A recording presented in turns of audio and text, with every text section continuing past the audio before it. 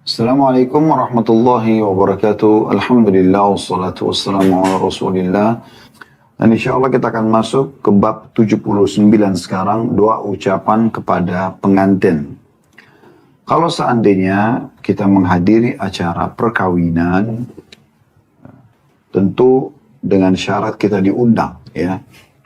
Karena anjurannya adalah menghadiri acara perkawinan kalau kita diundang. Dan di situ kita jauhi kemaksiatan-kemaksiatan kepada Allah Subhanahu wa taala atau terjauhkan dari kemaksiatan, maka kita pada saat bertemu dengan pengantin mendoakan, membaca doa yang akan kita bacakan sebentar lagi.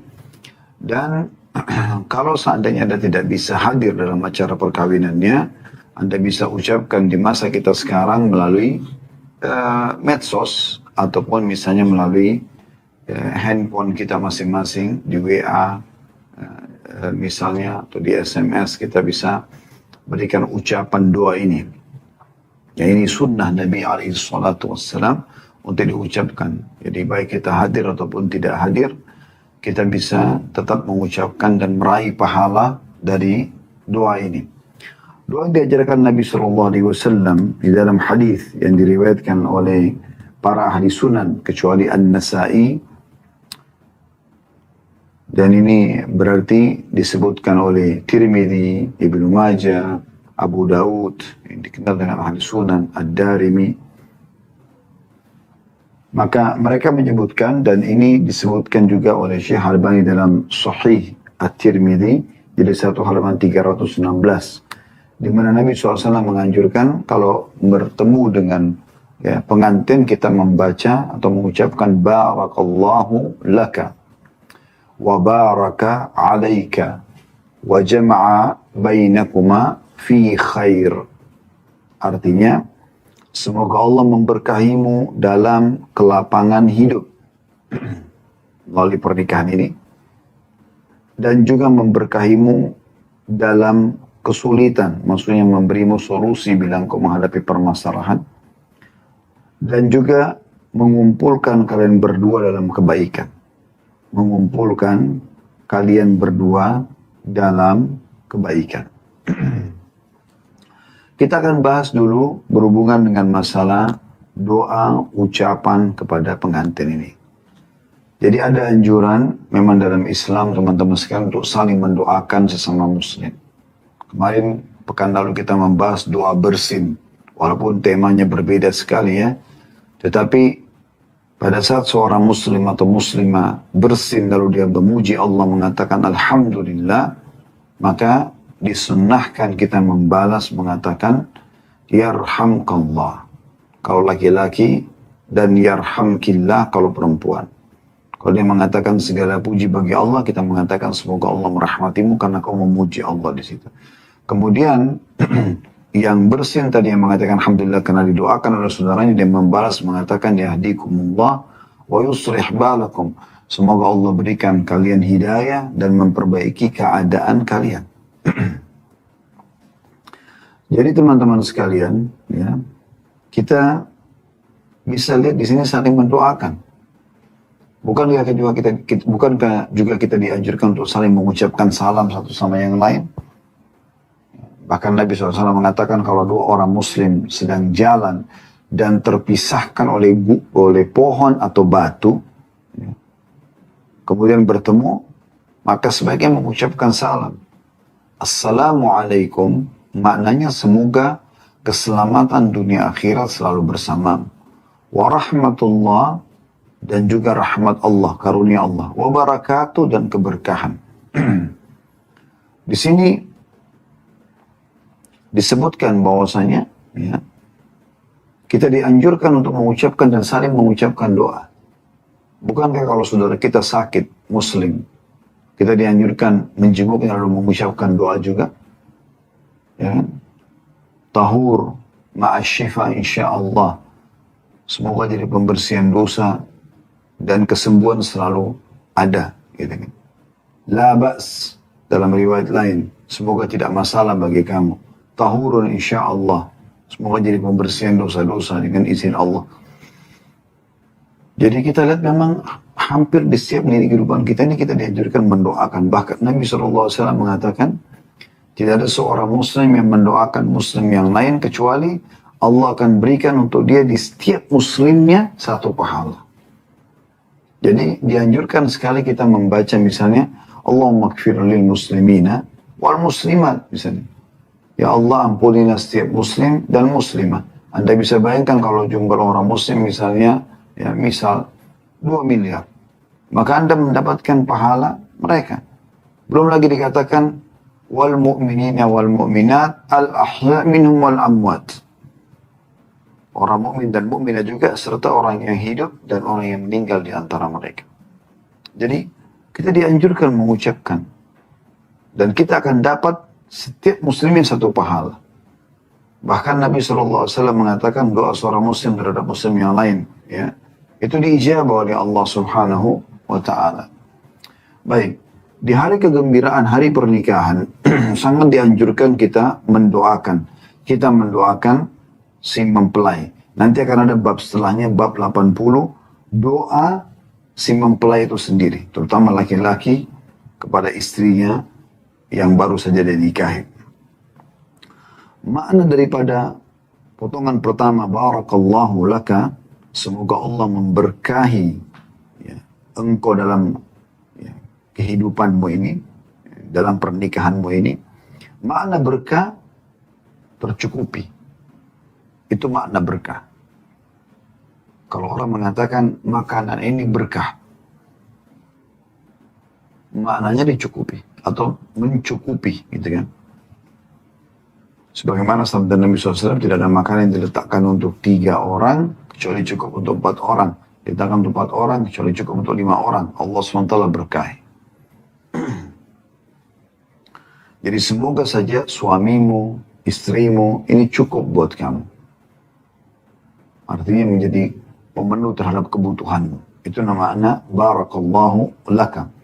Kalau laki-laki, kalau perempuan, misalnya Anda wanita dan Anda ucapkan kepada mempelai wanita, Anda mengatakan barakallahu laki. Semoga Allah berkahi Anda. Kemudian wa baraka alaika. Di sini terjemahnya dan juga memberkahimu dalam kesulitan. Maksudnya tetap menjadikan engkau bisa melalui kesulitan-kesulitan itu. Kalau perempuan wa baraka alaiki. Wa baraka alaiki. Kalau laki-laki wa baraka alaika. Jadi yang terakhirnya alaika atau alaiki. Makna itu atau maknanya penjelasan di sini teman-teman sekalian.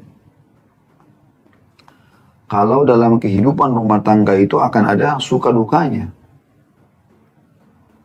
Dan semoga saja di saat terjadi nikmat kita bisa melalui bersama-sama. Melalui cobaan kita juga melalui dengan sama-sama. Tetap ada keberkahan, kecukupan di situ. Wa jama'a bainakuma fi khair, dan semoga Allah menyatukan kalian dalam kebaikan.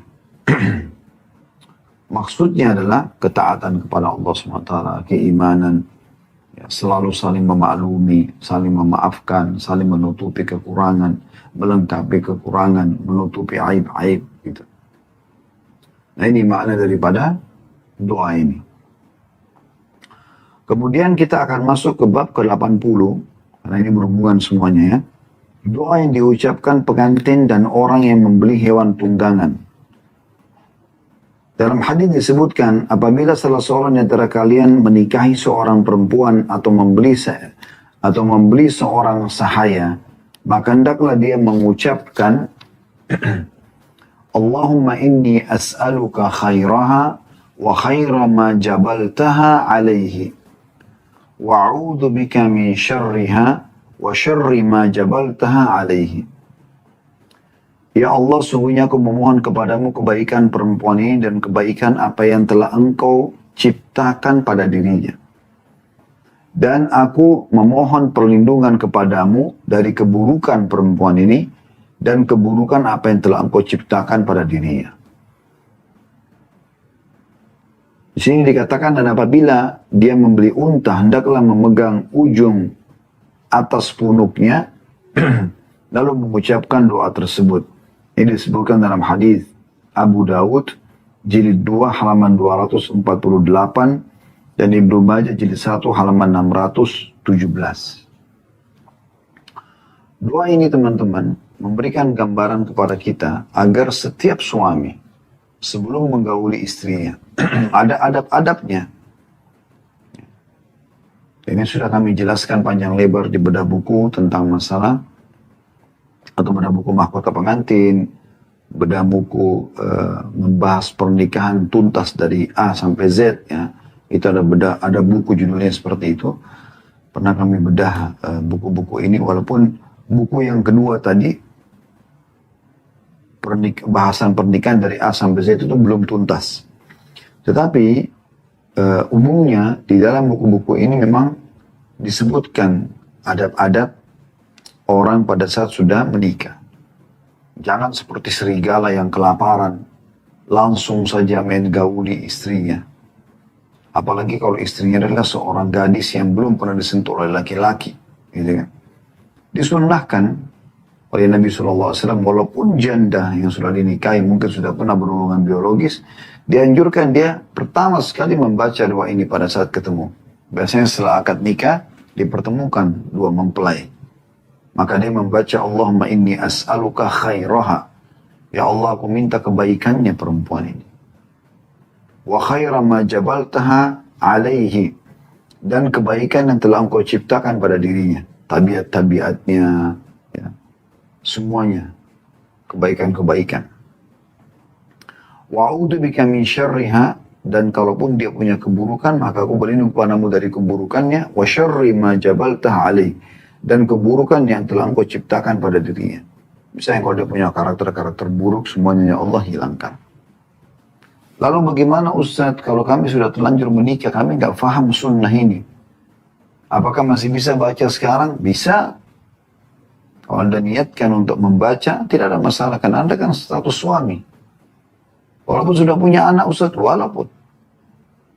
Untuk mendapatkan keutamanya Anda boleh baca. Ya Allah, aku minta kebaikannya istriku ini atau wanita ini. Dan kebaikan yang ada pada dirinya. Dan aku berlindung kepadamu dari keburukan dan keburukan yang ada padanya. Bahkan sunnahnya di sini, ya, kalau membeli unta, itu sambil memegang punuknya. Ya mungkin sekarang kita punya mobil, motor, ya. Kita juga minta kebaikan kendaraan tersebut. Dari doa ini kita ambil pelajaran bahwasanya pentingnya seseorang muslim sebelum menggauli istrinya di awal nikah, dia memulai dengan doa dulu. Ada juga sunnah lain, yaitu dia sholat 2 rakaat terlebih dahulu. Dia sholat 2 rakaat. Setelah itu, baru kemudian dia boleh menyentuh istrinya. Itu pun kita pindah ke bab nomor 81. Jadi 3 bab ini bersambung satu sama yang lain. Nanti akan kita lebih banyak syarah sebentar penjelasan insya Allah ya. Yaitu bab ke-21, doa sebelum menggauli istri. Jadi setelah mendoakan tadi, minta kebaikannya dan berlindung dari keburukannya, lalu sholat 2 rakaat dulu, niatnya sholat tatawu, tambahan dalam hati. Sunnah begitu dari Nabi SAW sholat. Kemudian setelah itu, kalau dia mau menggauli istrinya, di antara juga adab yang Nabi SAW lakukan adalah Nabi pada saat masuk menemui Aisyah di awal, ya, setelah akad nikah, beliau memberikan kepada Aisyah susu, ya. Atau mungkin kita menyiapkan minum supaya dia tidak ya kaget. Mungkin juga kita mengajak dia ngobrol dulu ya. Setelah mendoakan, apalagi kalau orang sudah sholat bersama itu beda, lebih cair suasana. Nah pada saat akan menggauli, si suami dianjurkan membaca ini, dan istri dianjurkan mengingatkan, karena ini luar biasa efeknya. Ya. Yaitu hadis. Ya. Itu tadi hadis tentang masalah meminta kebaikannya itu diriwayatkan oleh Abu Dawud, jilid 2 halaman 248 dan Ibnu Majah jilid 1 halaman 617 ya. Yang masih bab 80 tadi. Doa minta kebaikan istri. Kemudian kalau doa menggauli istri ini disebutkan dalam hadis Bukhari jilid 6 halaman 141 dan Muslim jilid 2 halaman 1028. Ini wajib dihafal oleh setiap laki-laki karena selama Anda menjadi status suami dan masih normal, istri Anda juga normal, Anda akan berinteraksi biologis. Dan sunnahnya membaca ini. Efeknya nanti akan kita jelaskan dalam hadis ya. Nabi SAW menganjurkan siapa yang membaca pada saat mau menggauli istrinya, Bismillah, Allahumma jannibna syaitana wa jannibis syaitana ma razaqtana. Bismillah dengan nama Allah, Allahumma jannibna syaitana. Ya Allah, jauhkanlah syaitan dari kami. Wa jannibis syaitana ma razaqtana. Dan jauhkanlah syaitan dari apa yang engkau rezekikan kepada kami. Jadi hubungan biologis itu sebuah rezeki. Kenapa? Karena ada penumpahan sperma ke rahim seorang wanita dari seorang suami, dan itu bibit manusia. Kata Nabi SAW, kalau Allah takdirkan setelah baca doa ini, mereka memiliki anak, si perempuan, si istri ini hamil, maka anaknya tidak akan diganggu oleh syaitan selamanya. Nah, ini keutamaan yang luar biasa. Banyak sekali di antara kaum muslimin yang tidak mau tahu masalah ini. Tidak mau tahu masalah ini. Padahal sebenarnya ini penting sekali untuk diperhatikan. Baik, kita akan coba teman-teman sekalian rincikan 3 bab ini. Kita mulai dulu dari masalah walimah. Walimah ursh. Ya. Maksudnya pesta perkawinan. Kenapa kita bahas ini? Karena kan tadi ada doa kalau kita mendatangi pesta perkawinan, lalu kita bertemu dengan mempelai, kita doakan kan dia. Ya. Ada hal-hal yang harus diperhatikan dalam masalah ya, acara-acara pesta seperti ini. Yang pertama, usahakan Anda adakan walimah itu atau acara pernikahan dengan cara mengiklankannya semampu Anda. Sesuai dengan sabda Nabi SAW kepada Abdurrahman bin Auf dalam hadis yang masyhur, "Awlim walau bisyat." Iklankan pernikahanmu walaupun hanya dengan seekor domba atau seekor kambing. Dan ini anjuran yang sangat ditekankan oleh Nabi SAW. Sangat ditekankan. Ya, jadi tidak boleh kita lalaikan. Nah, ini hadis sahih diriwayatkan oleh Bukhari dan juga Muslim, Abu Dawud, An-Nasai, Tirmidzi, Ahmad. Ya. Semua menyebutkan masalah hadis ini. Jadi harusnya kita perhatikan baik-baik. Kita iklankan. Tapi semampunya. Tujuannya, hikmahnya adalah agar jangan sampai nanti kalau Anda tidak iklankan, nikahnya sembunyi-sembunyi, minimal dengan orang-orang terdekat, nanti Anda kalau jalan orang curiga ini istrinya atau bukan. Dan dianjurkan dalam Islam seorang muslim menjauhi semua yang bisa menjadi tuduhan-tuduhan pada dia.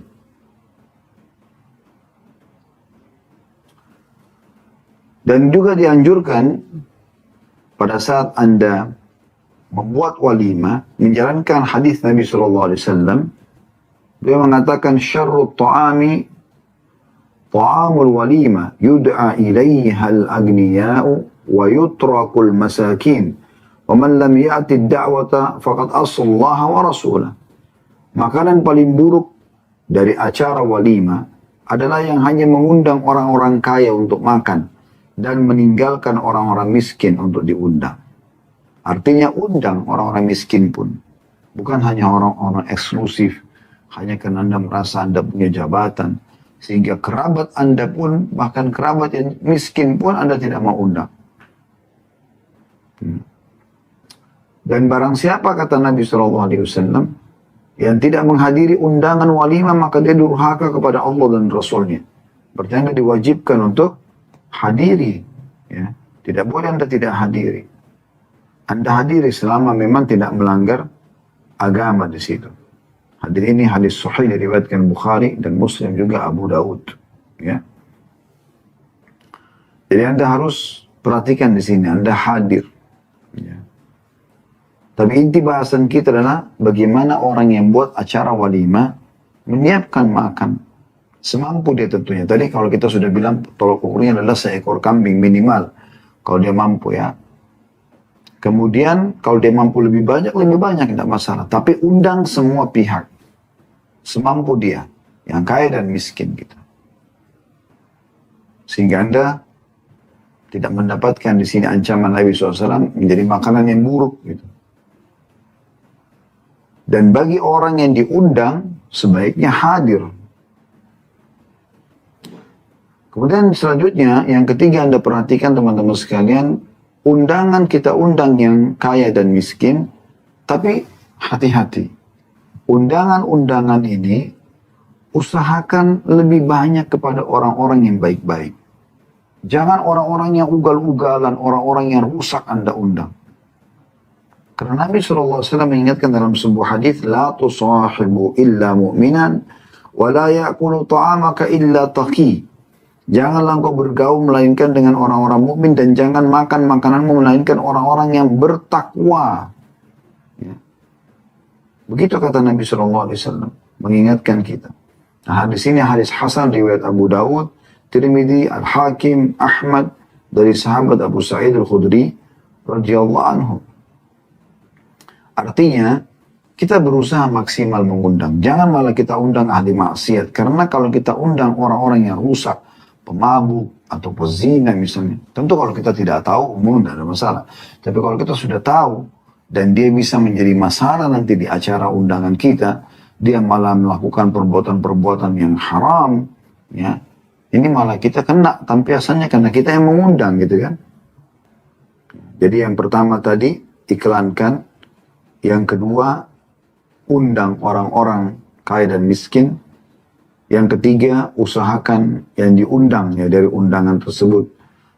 Semaksimal mungkin kita berusaha orang-orang yang baik-baik, bukan orang yang ugal-ugalan. Ya. Yang keempat, yang harus diperhatikan adalah tidak berlebihan, tidak mubadzir. Ya. Karena Allah SWT mengatakan dalam Al-Quran, Innal mubadzirina kanu ikhwana syayatin. Sesungguhnya orang-orang mubadzir adalah saudara-saudara syaitan. Mungkin dia mampu mengeluarkan uang sebanyak apapun yang dia mau. Tapi jangan juga mubadzir. Sampai makanan dibuang-buang semuanya. Kalaupun ada lebih dari makanan tersebut, Anda sudah bayar cateringnya, Anda kasih orang-orang miskin. Anda kasih mereka. Banyak orang-orang yang membutuhkan makanan-makanan tersebut. Anda bagian diundang sekarang. Kalau tadi orang yang mengundang ya, bagi Anda yang diundang, selama itu tidak terjadi kemaksiatan kepada Allah SWT, jawab. Karena wajib Anda menjawab undangan itu. Misal kalau jauh dari kemaksiatan kepada Allah, Anda jawab saja. Kalau Anda tidak mampu, Anda minta maaf. Karena ada hadis Nabi SAW, "Idza du'a ahadukum ilal walimati falyatiha." Kalau salah seorang dari kalian diundang ke walimah, harusnya dia datang. Dia jawab panggilan itu. Jangan dia diam gitu. Ya. Nah, ini disebutkan dalam hadis Bukhari dan Muslim. Ini harus diperhatikan. Kemudian, ya, kalau dia lihat setelah itu ternyata ada maksiat misalnya, ya udah dia tinggalkan, dia pamit gitu. Dia nggak ingatkan saja supaya jangan sampai terjadi pelanggaran-pelanggaran. Juga dalam riwayat lain kata Nabi SAW, "Idza du'iya ahadukum ila ta'amin falyujib, fa in kana muftiran falyat'am, wa in kana sha'iman falyusalli." Yakni ad-du'a. Apabila salah seorang dari kalian diundang makan, maka penuhilah undangan itu. Apabila ia tidak puasa, maka makanlah. Dan apabila ia sedang puasa, maka hendaklah dia mendoakan orang yang mengundangnya. Ya, termasuk hal yang harus diperhatikan. Ya. Bagi orang yang mau datang, ya, diundang. Bukan orang mau datang, memang dianjurkan datang. Nah, di sini sahih diriwayatkan Muslim dan juga Ahmad. Ya. Kemudian juga anjuran bagi orang yang hadir di sini agar mereka tidak berlama-lama. Bagaimana Allah Subhanahu wa taala menegur beberapa orang sahabat yang setelah acara walimahnya Nabi SAW, mereka masih duduk ngobrol lama-lama. Orang mungkin butuh bersegera, ya, Semua orang tahu kalau orang selesai akad nikah mungkin dia ingin segera ketemu sama istrinya, ya, ingin keluarganya juga pulang yang memang dari seharian membantu atau sudah seminggu membantu persiapan pernikahan tersebut juga ingin istirahat misalnya.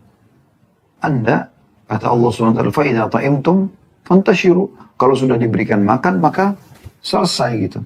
Ya, sudah doakan, sudah makan, pamit pulang. Bukan malah berlama-lama ya, di situ dan akhirnya mengganggu mempelai ataupun mengganggu keluarganya mungkin ya sudah terlalu capek mengurus beberapa hari gitu ya. Dan ini tidak boleh dianggap remeh tentunya. Kemudian juga dianjurkan agar mendoakan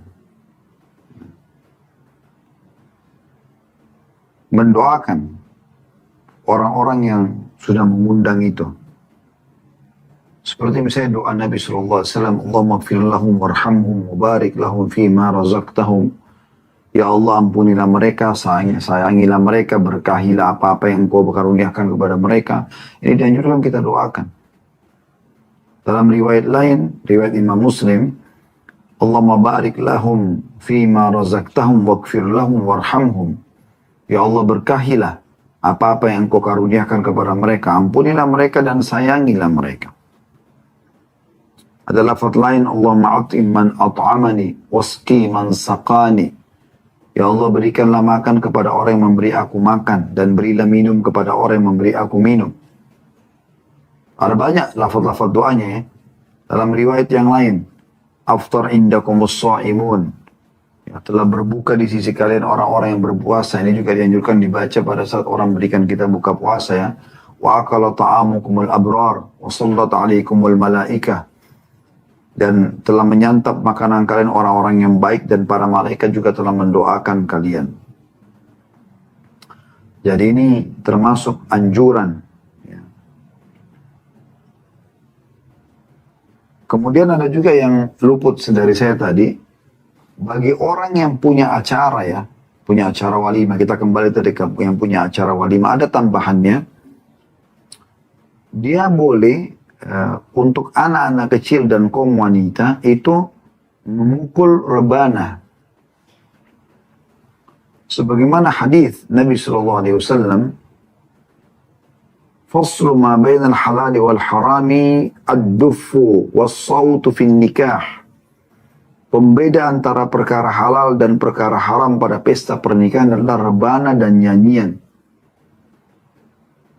Yang dimainkan oleh anak-anak kecil atau para wanita dengan wanita gitu.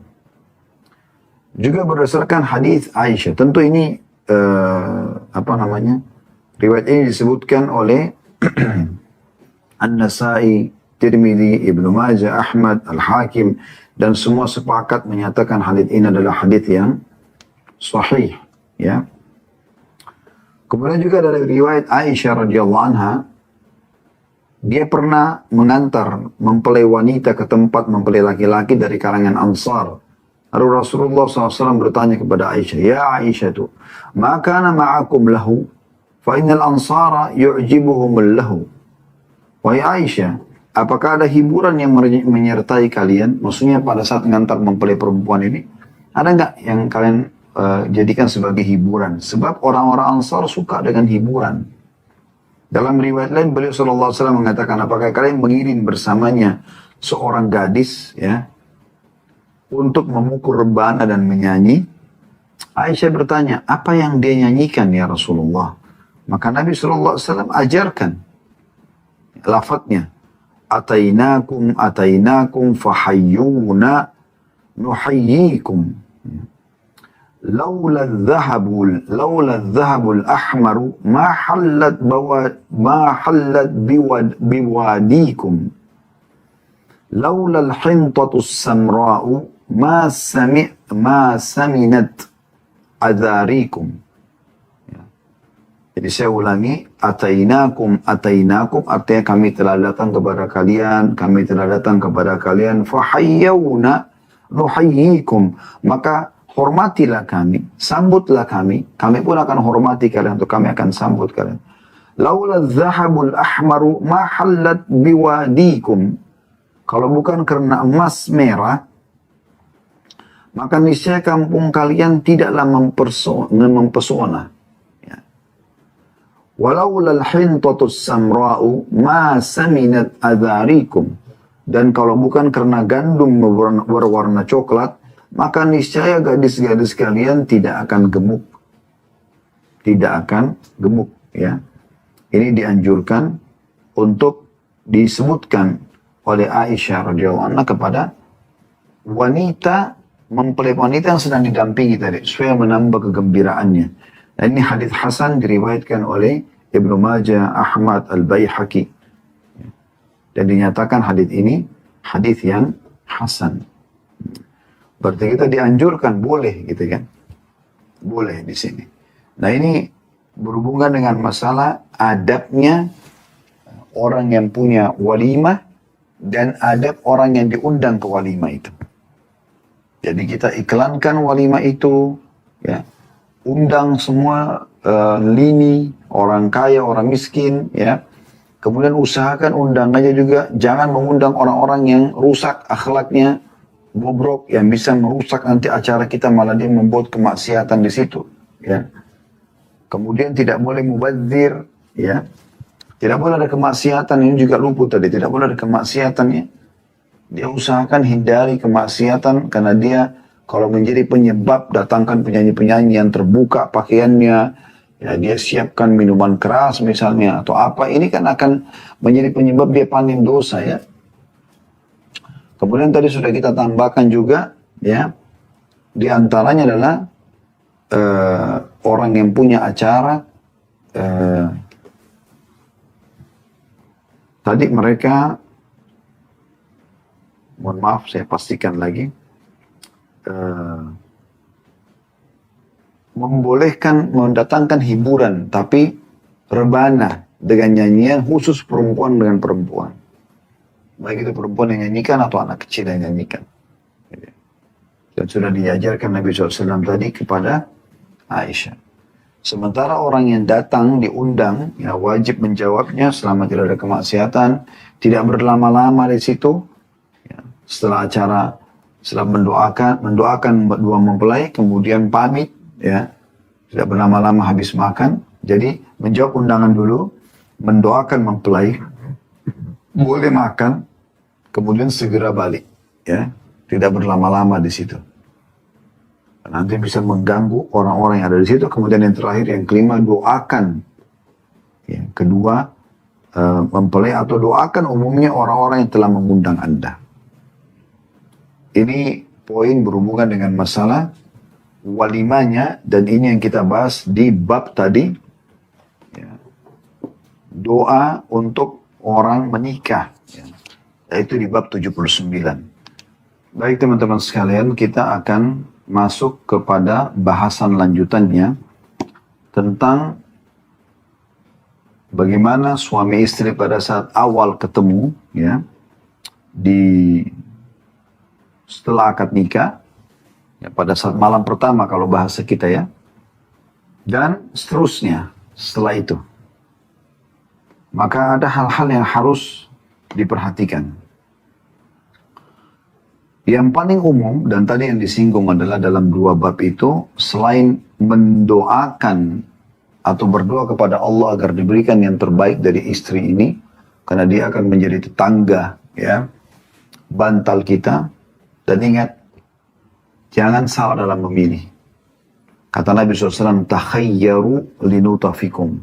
Pilih baik-baik tempat kalian meletakkan bibit kalian, sperma kalian. Karena kalau salah, satu tetes sperma masuk ke rahim seorang wanita yang salah, fasiqah, kemudian dia hamil, sudah cukup membuat dia akan menjadi status ibu anak kita selamanya. Bukan cuma dunia, sampai akhirat. Begitu pula Anda, wahai muslimah, hati-hati dalam memilih seorang pasangan, harus laki-laki yang saleh. Karena akan terjadi interaksi biologis. tetes sperma laki-laki fasik masuk ke rahim Anda dan Anda hamil, maka sudah cukup, dan anak itu lahir, sudah cukup membuat si laki-laki fasik tadi berstatus ayah anak Anda selamanya. Ini hati-hati. Oleh karena itu, jeli sekali dalam memilih pasangan. Dijelaskan ya oleh para ulama tentang hak anak.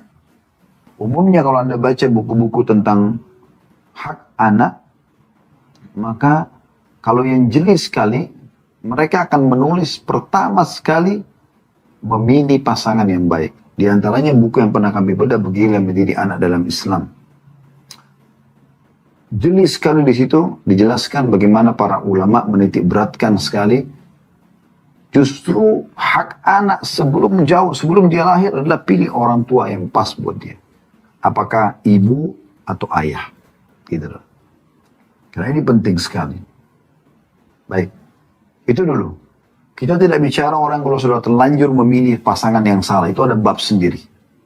Itu Anda bisa tanyakan di hari Kamis. Insya Allah ada tanya jawab tentang masalah keluarga sakinah.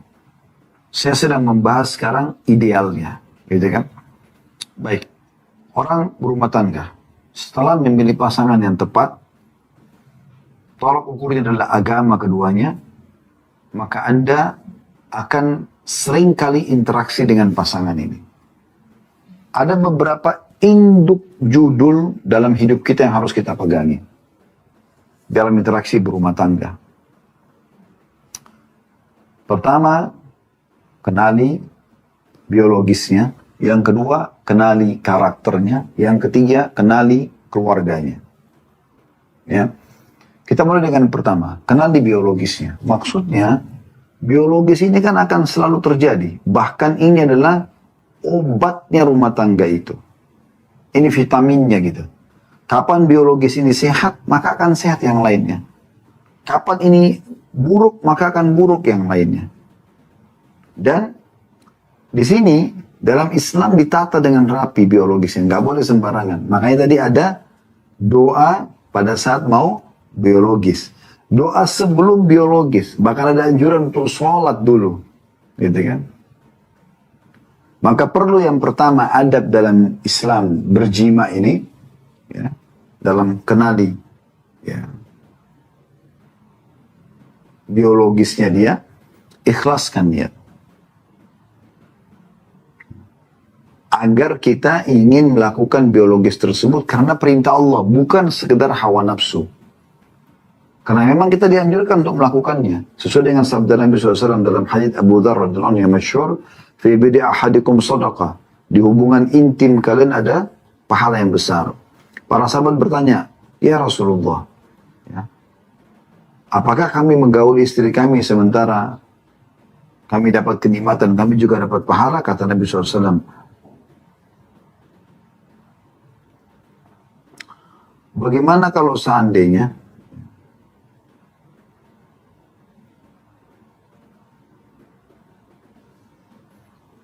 ara'aytum law wada'aha fi haram akana 'alaihi fiha wizrun?"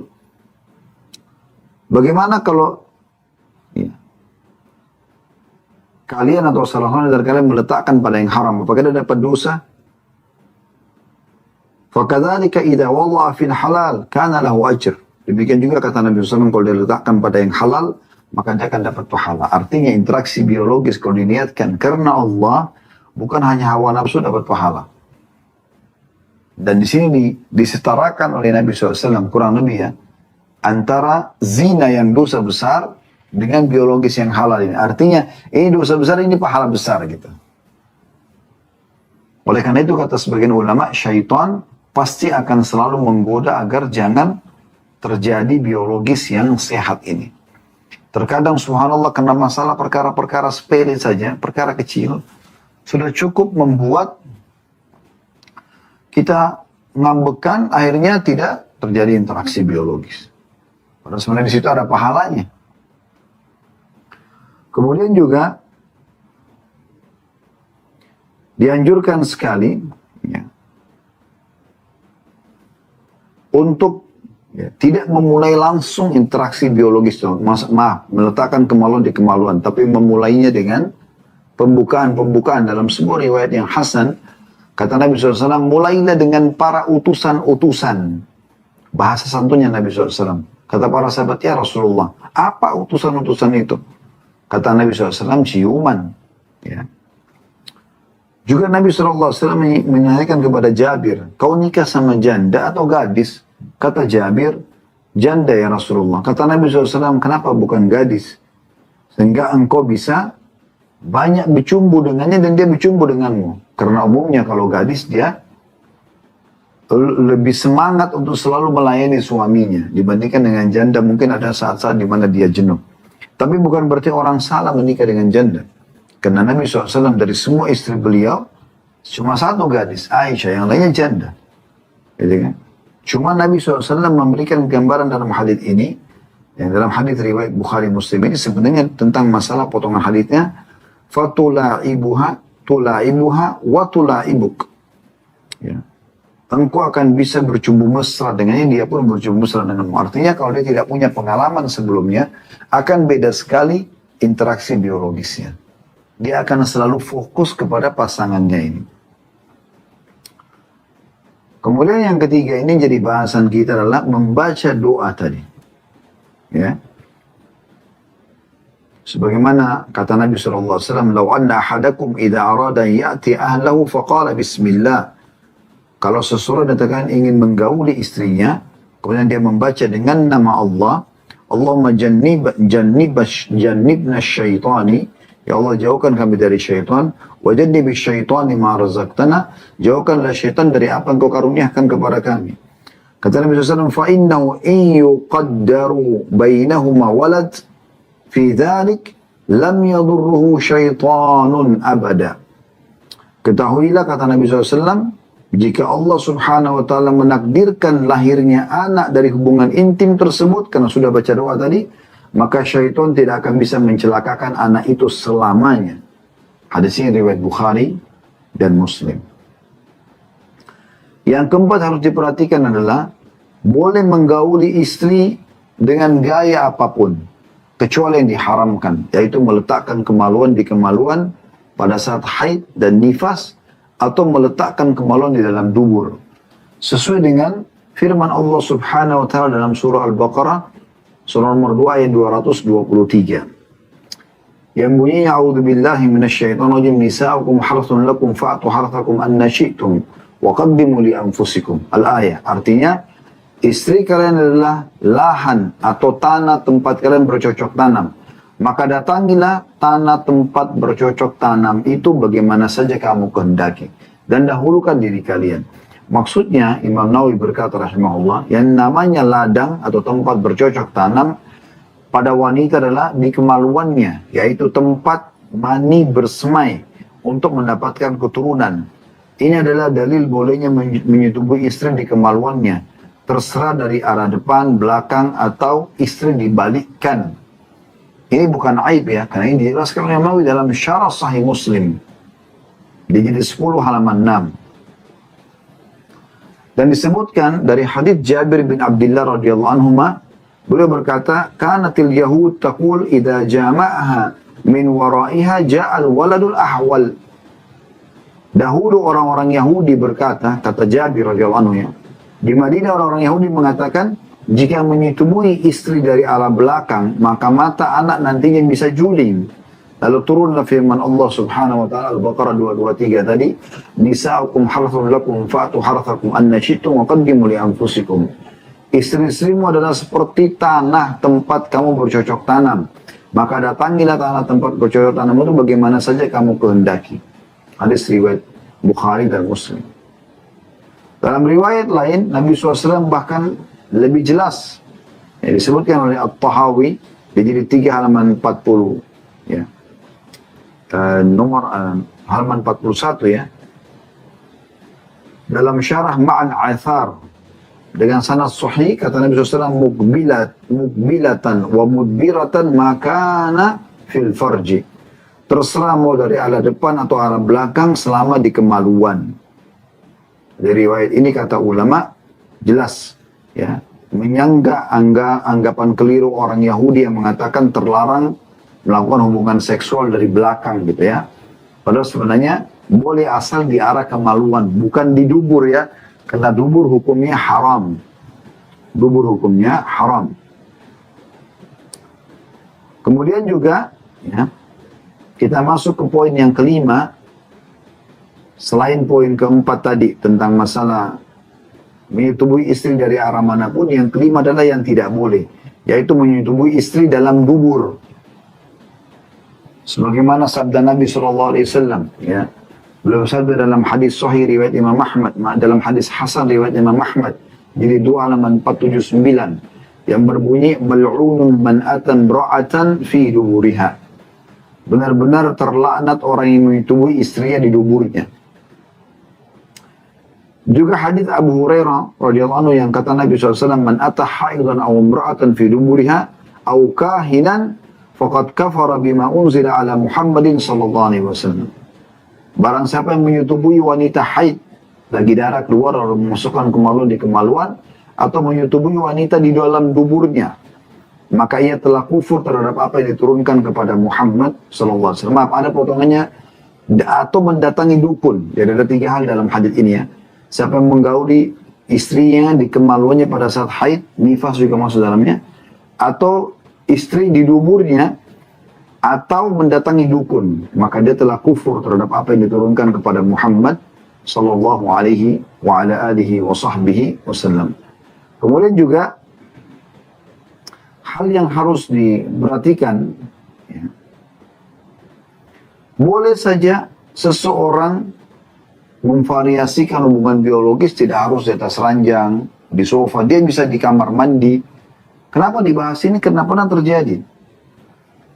Disampaikan dalam sebuah riwayat bahwasanya Aisyah berkata radhiyallahu anha, "Kuntu agtasilu ana wan nabiyyu sallallahu alaihi wasallam min ina'in wahid min janabah."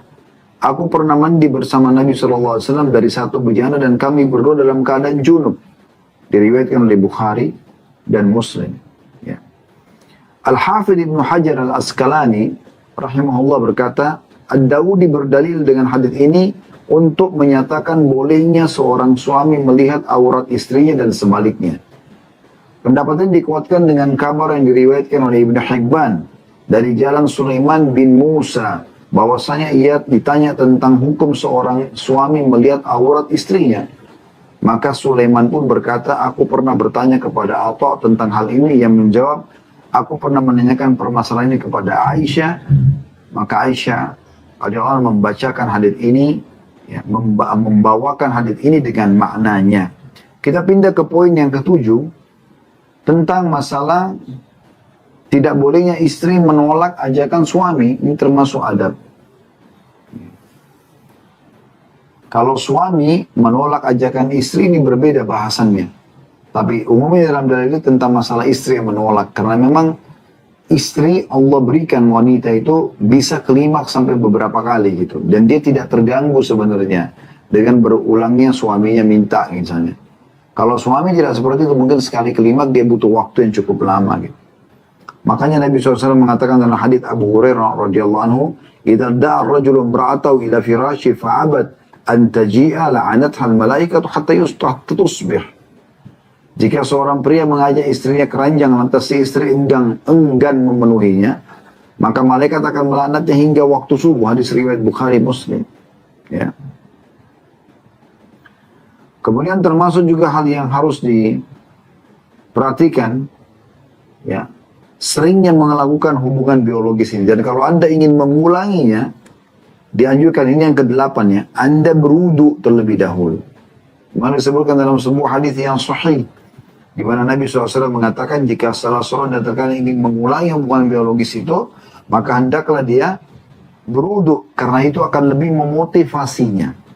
Ya, sebagian ulama ada yang mengatakan karena tempat anggota tubuh yang tersentuh air wudu, telapak tangan, wajah, kepala, ya, kemudian tangan sampai siku, kemudian kaki, ini titik-titik ada urat saraf yang sensitif. Kalau terkena air, maka akan kembali menyegarkan tubuh kita. Ya. Maka ini anjuran Nabi alaihi salatu wassalam, termasuk juga kalau seandainya ada orang yang malam hari kayak kita Ramadan sekarang cuma bisa berhubungan malam hari tentunya. Karena kalau siang hari batal puasanya. Maka kalau Anda misalnya setelah berhubungan di malam hari jam 10, jam 11, jam 12 malam, Anda ngantuk, mau mandi malas, Anda mau tidur, bolehkah? Boleh tidur dalam keadaan junub. Tapi sunnahnya Anda wudhu terlebih dahulu. Sebagaimana hadis disebutkan dalam sebuah riwayat, Umar bin Khattab mengatakan, ya Rasulullah, semalam saya menunda mandi saya, dan saya tertidur dalam kondisi junub. Kata Nabi SAW, kalau kau harus lakukan, maka berwudhulah terlebih dahulu. Ini ada anjurannya. Kemudian teman-teman sekalian, hal yang tidak kalah penting yang kesembilan adalah tidak boleh menceritakan hubungan biologis itu. Kalau Allah Subhanahu wa taala memberikan kepada Anda istri yang sangat memuaskan, suami yang sangat memuaskan, tutup. Hanya Anda saja yang tahu di situ. Sampai situ saja. Anda nikmatin. Jangan ceritakan kepada siapapun. Karena kata Nabi SAW dalam hadis Abu Sa'id Al-Khudri radhiyallahu anhu, "Inna min asyarrin nasi 'indallahi manzilatan yawmal qiyamati ar-rajula yufdi ila imraati wa tufdi ilaihi thumma yanshuru sirraha." Sesungguhnya termasuk manusia yang paling jelek kedudukannya di sisi Allah. Orang yang paling buruk di sisi Allah pada hari kiamat adalah laki-laki yang menggauli istrinya. Kemudian dia sebarkan rahasia ranjangnya. Hadis ini riwayat Imam Muslim. Kemudian juga dalam riwayat yang lain, ya, sesungguhnya orang yang paling buruk kedudukannya di sisi Allah SWT pada hari kiamat adalah seorang laki-laki yang telah menggauli istrinya dan istrinya juga sudah menggauli suaminya, gitu kan. Lalu kemudian mereka saling menyebarkan berita itu. Dalam riwayat lain, riwayat Bukhari juga, Nabi SAW pernah mengatakan kepada para sahabat selepas sholat subuh, mungkin seseorang di antara kalian menceritakan tentang hubungan intimnya. Maka Asma binti Yazid radhiyallahu anha mengatakan, betul ya Rasulullah. Kaum laki-laki melakukan dan kaum perempuan melakukannya di Madinah ini, di zaman itu. Kata Nabi SAW, janganlah kalian lakukan itu karena sungguhnya kalau seseorang di antara kalian melakukannya seperti ibaratnya syaitan laki-laki dan syaitan perempuan bertemu di jalan, kemudian mereka berhubungan intim dan orang-orang semua melihatnya. Jadi tidak boleh sama sekali. Dan ada efek sosialnya ya. Kalau seandainya Anda punya istri yang memuaskan, lalu Anda cerita sama teman-teman Anda laki-laki. Kalau 5 orang teman Anda ceritakan, dan teman-teman Anda tidak memiliki istri seperti istri Anda, apa yang terjadi? Pasti mereka akan menggoda istri Anda nanti. Ya. Karena mereka penasaran dan mereka sudah tahu rahasia istri Anda. Bahkan diceritakan warna kesukaannya, bajunya, lengkukan tubuhnya, gerakannya, ini semua tidak boleh. Maka dari situ teman-teman Anda ini bisa digoda syaitan untuk masuk ke istri Anda. Istri Anda kan kaget, kok dia bisa tahu rahasia saya gitu. Begitu juga Anda wanita, kalau Anda ceritakan tentang kehebatan suami Anda, ke 5 orang teman Anda perempuan, kalau suami mereka tidak seperti itu, maka mereka akan mengganggu suami Anda. Ini efek sosialnya. Selain memang dasarnya itu haram gitu ya. Kemudian juga tidak kalah penting yang harus diperhatikan ya dalam masalah ini ya.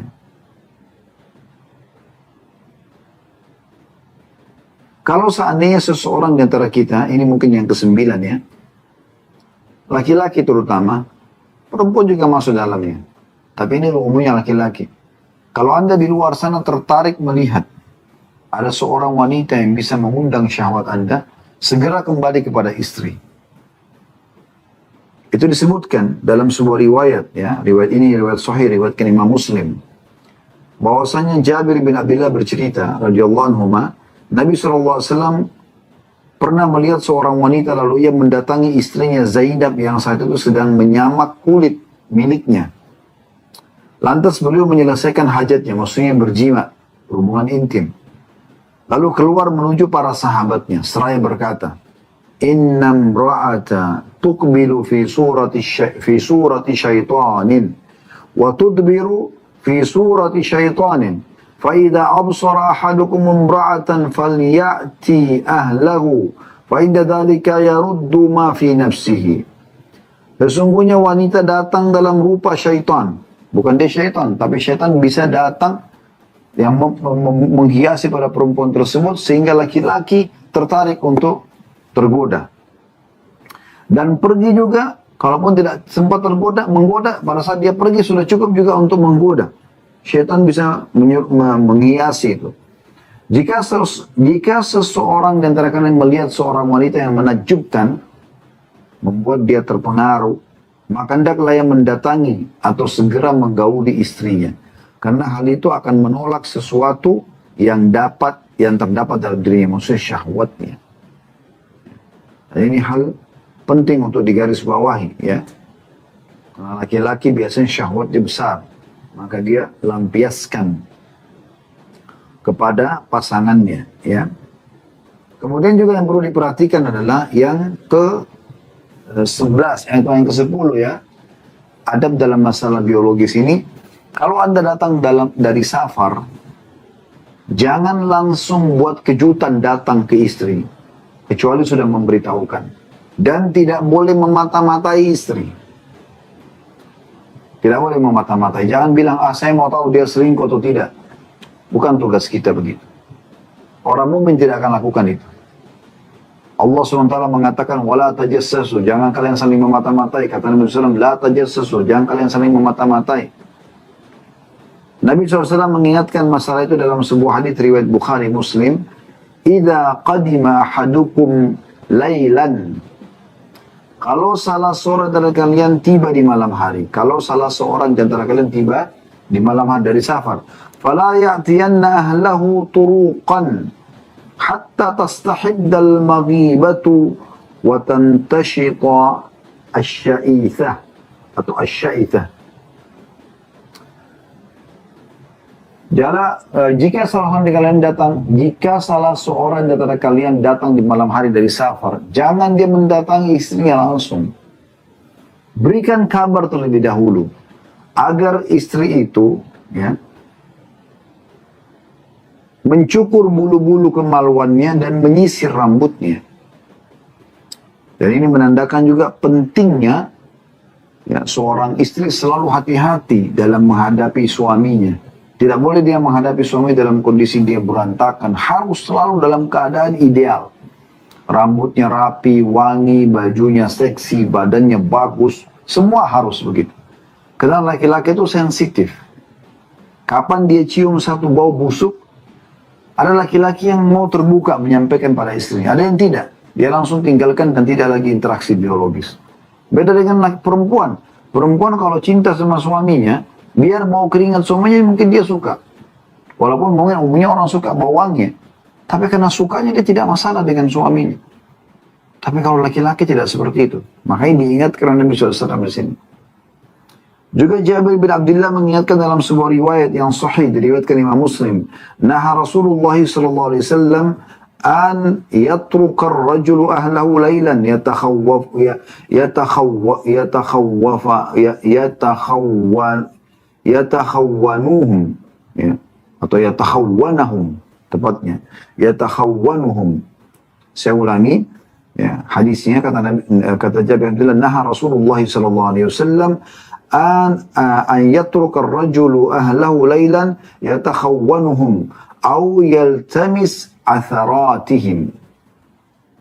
Rasulullah SAW sangat melarang seorang laki-laki mendatangi istrinya di malam hari untuk mencari-cari tahu apakah istrinya berkhianat kepadanya atau untuk mencari-cari kesalahannya. Dilarang. Kalau depan mata kita kira dia buat salah, ya udah, baru kita tegur. Tapi kalau kita tidak tahu, tidak usah cari tahu. Kita cuma bertugas sebagai suami sampai ajal datang. Selebihnya selesai. Ya, nanti urusan kita ketemu di akhirat. Anda juga sebagai istri, tugas Anda hanya Anda sampai mati. Kalau Anda tahu itu kemungkaran depan mata, ingatkan. Kalau Anda tidak tahu, jangan korek-korek. Sudah ada malaikat dan tidak usah ambil tugasnya malaikat. Yang ke-11 yang perlu digarisbawahi juga, boleh menggauli istri yang sedang menyusui. Diambil dari hadits Aisyah radhiyallahu anha bahwasanya Judama binti Wahab radhiyallahu anhu ajmain, saudara perempuan Ukasha radhiyallahu anhu, ia berkata bahwasanya ia mendengarkan Rasulullah SAW bersabda, "Laqad hamamtu an anha 'anil ghilati hatta dzakartu anna Ruma wa Farisa yasna'una dzalika fala yadurru auladahum.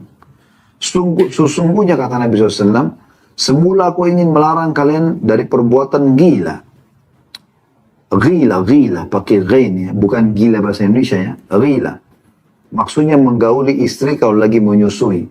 Lalu aku melihat bangsa Romawi dan Persia di mana mereka melakukan hubungan gila ini atau intim sementara istri menyusui. Ya. Ternyata hal itu tidak membahayakan anak-anak mereka. Hadits ini diriwayatkan Imam Muslim dengan sanad yang sahih. Ya. Jadi ini diantara adab-adab yang harus benar-benar diperhatikan. Jadi tidak boleh sama sekali ya kita lalaikan karena ini hal mendasar sekali ya yang dia harus ya perhatikan karena ini selama kita berumah tangga akan terus ada Allahu a'lam. Subhanakallahumma bihamdika asyhadu an la ilaha illa anta astaghfiruka wa atubu ilaik. Wassalamualaikum warahmatullahi wabarakatuh.